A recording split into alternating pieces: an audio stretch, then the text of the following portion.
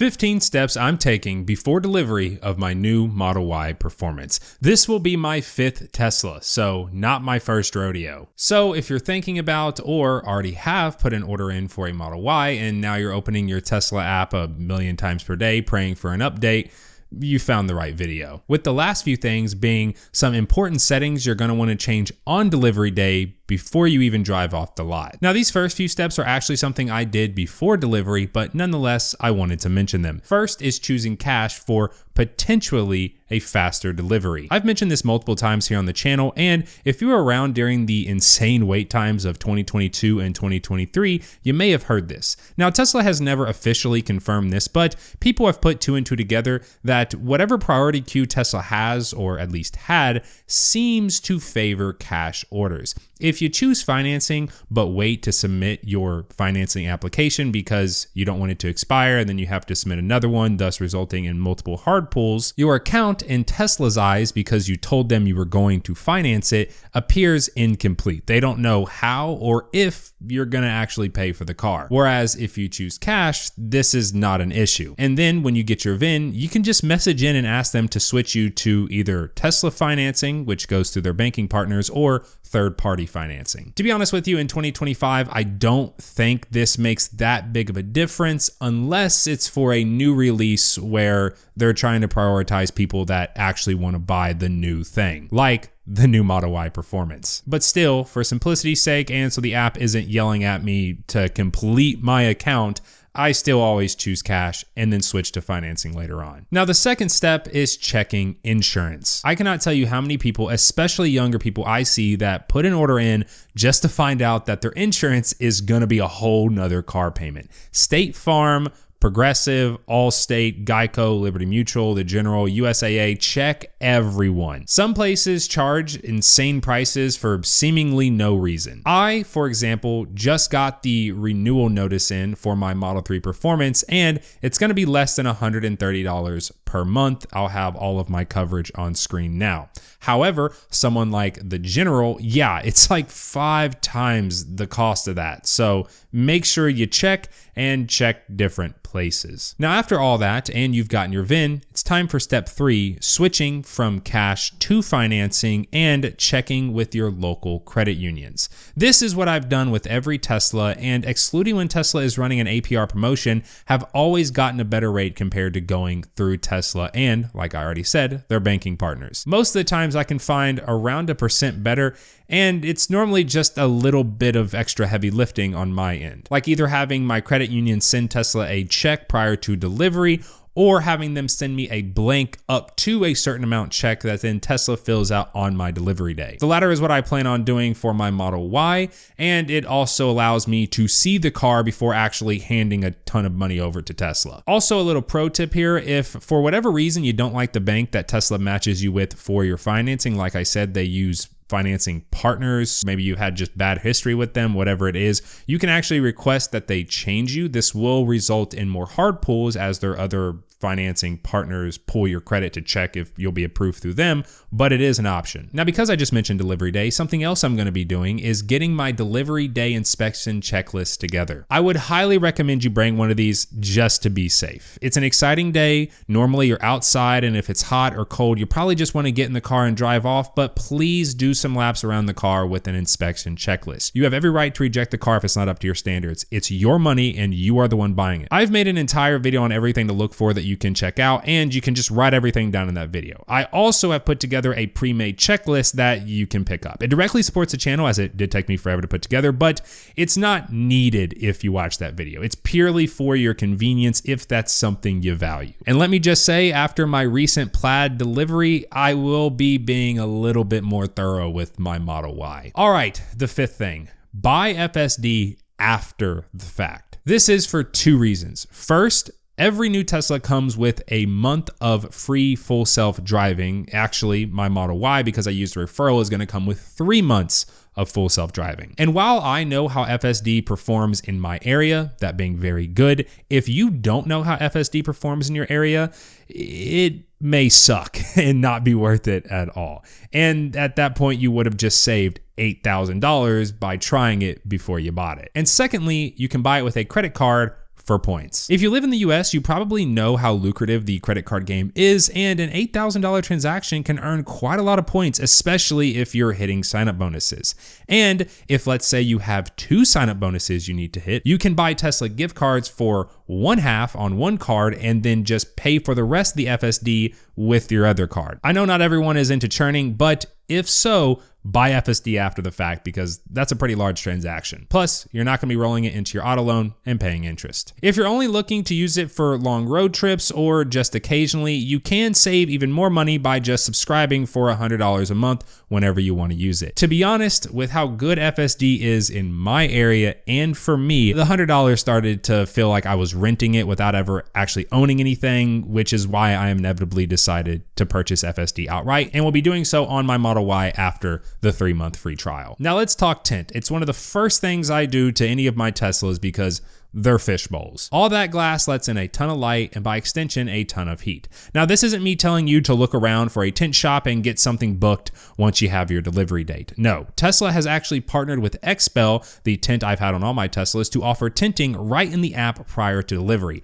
Why does this matter? Well, that means your windshield tint is now under warranty with your windshield. So should something happen and Tesla needs to warranty replace it, your very expensive tint is also covered. The only downside for me and potentially for you is that not every Expel shop seems to be on Tesla's list. The local one that I go to, that I've always went to for all my Tesla's tint, isn't on that list. So I would actually have to go to someone else. The closest one for me is like an hour away, but even still, I think an hour drive to have your tint covered under warranty is all right, not a deal breaker for me. Also, because I know people are gonna ask, I have Expel Prime XR Plus, which is their top of the line tint. I have 5% all around on my 3 and S with 35 on the windshield. I would not recommend you go this dark, do as I say, not as I do, but just a heads up that if you do get the white seats, it makes tint appear about 10% brighter, so my 5% is actually very similar to 15 to 20% that I've had on previous cars that don't have white interior. I also won't be getting the like top glass tinted in the Y. The only time I get the top glass tinted is in the 3 and it's the rear windshield. I still don't get like the tiny like little, I guess, moon roof right above you. And in my S, I don't have the top tinted either. So that also like dumps in a ton more light. So inherently your darker tint is just going to appear brighter because it's reflecting off all the white surfaces. Now, if you've watched my Plaid delivery day video, then you probably already know what's coming. It's a little bit ridiculous, and I kind of became what I sought to destroy, track wrapping my car at delivery. I'll actually have the exact roll I used for my Model S, which was just enough to cover all the high impact areas linked down below. It looked ridiculous, was ridiculous, but if you are mega OCD about your paint or just whatever, and you're planning on PPFing the car, well, track wrapping it and driving it home or to your shop is a lot cheaper than getting it like put on an enclosed transport truck at that and then taken somewhere. There is zero prep, you just peel and stick. It can be done with one person, but it should really be done with 2 people, and make sure you bring a knife so you can cut out the doors. I did this on my S, not necessarily because of the price point, more so because it's one of my like dream garage. It's the only EV in my dream garage, but nonetheless, yeah, so I was a little bit more particular with it, I guess you could say, a little bit more OCD with it. As for if I'll do it on the Y, I'm still deciding that. Maybe, maybe not. We'll just have to wait and see. As for PPF, you all know my stance. Ever since I discovered DIY, that's all I'll do for Teslas, and we'll be doing it for my Model Y. What do you all think? Do you all think I should go with clear, or do you think I should go with a matte for the ultra red? Now, if I had a GT3 RS, Revolto, an SF90, yeah, like I would just send it to a professional to get it done. But Teslas, no. They're pretty simple cars, not a lot of crazy body lines, especially the new Y, and to get a full car professionally done, it's like 15% of the MSRP of a new one, whereas DIY, you're looking at like 5% or less. This full matte PPF kit on my Model 3 would have been around $7,000 from a professional installer in my area, whereas DIY, around $2,000. No, it's not perfect or professional level, but look at it right now, right on your screen. You couldn't even tell me what's wrong with it, which I think speaks for itself. I used Drive Protected and had a fantastic experience. Now, they are one of like 2 partnerships I have here on the channel just for transparency. I am very, very picky with who I work with. But you can use code JMH, all caps, to get 10% off your order. It took me like 3 to 4 days to do my 3, but that was an entire car. Most people I see only do the full frontal, which can be easily knocked out in a day or a weekend taking it slow. Seriously, if you think you can't do it, you can. Just give it a shot. I actually plan to release a very long and much more in-depth compared to my previous PPF videos DIYing my Model Y, so get subscribed if that's something you're interested in seeing. Now, we can't talk about all this extra stuff without also mentioning accessories. Teslas come very, very bare bones, which used to not always be the case, but over time they've, in Tesla fashion, stripped things away, I guess, for better profits. Thankfully, they do come with chargers again, but this is most of what I'll be putting in the car day one. I'll have everything linked down below, along with an early Halloween sale discount code TREAT25, all caps, for 15% off your entire order from Test Stuff. First is all-weather floor mats for obvious reasons. Keep all the crap you drag in from the outside world contained and not destroying your carpet.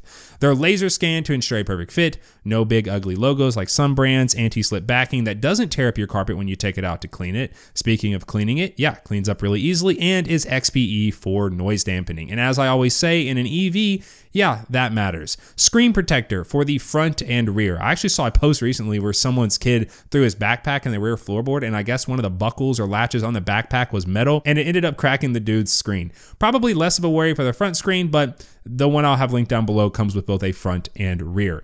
Can also get them in matte to help with glare, and the matte just feels so much nicer swiping and like touching things than the bare screen. It's really weird to describe, but if you get one, you'll know what I'm talking about. Organizers for the center console area just to help keep things organized. Phone mount because my stuff overheats all the time on the wireless charger, and the door phone mount puts it in like a blind spot for the interior camera, so it doesn't yell at you immediately if you need to like quickly glance down at your phone to do something. I will also be needing another radar detector. No, I'm not sponsored by Uniden, but with how much I shout out the radar detectors, I probably should be. In all honesty, I'll probably just allocate the one from the 3 to the Y. Also, for everyone telling me that the S's hardwire was cake, yeah, you all were right. Tapped right into the camera switch and it has worked beautifully, and it only took me like 10 minutes compared to the 30 plus minutes that my 3 took me. I have an R8 and an R8W, but cheaper options like the R7 and R4 are good too.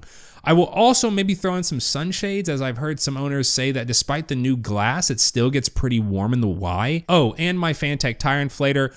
I've talked about this thing a million times. Rather need it and not have it than have it and not, wait, no, hang on. Rather have it than not need it than need it and not have it. There we go. Every car in my household has one of these in it, and I'll have it linked down below via Amazon, and I'll try to get them to activate the discount code. I have it on screen here if I'm able to save y'all a little bit of money. Home charging is up next, as it's pretty important, and well, it's actually something I've already gotten done. Last week's video, I went over everything you need to know regarding home charging, and for the sake of time, I will not be repeating it here, but for what I have 2 wall connectors, and I really like them. They're both hooked up to 60 amps, so I can pull the full 48 amps on multiple cars at the same time. And then lastly, before we get into settings, public charging near you. Just get it figured out. Even if you're planning on only charging at home, and especially if you're planning on relying on public charging, though at this point, you've probably already looked at public chargers in your area, if that's you. Download this app called PlugShare, which will show you all the chargers near you. DC fast chargers, level 2 destination chargers, price, pictures,